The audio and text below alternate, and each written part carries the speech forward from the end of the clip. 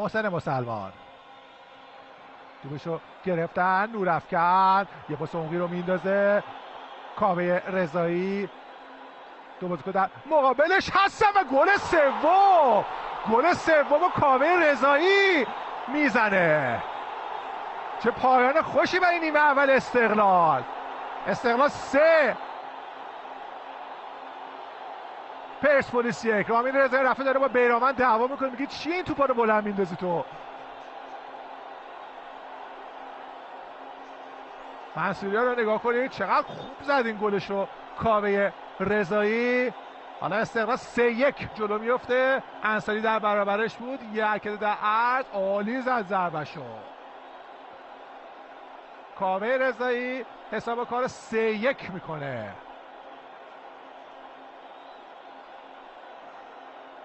راحت جامون محمد انصاری، بیرامند هم که 3 ضربه در چارچوب و 3 گل برای تیم استقلال.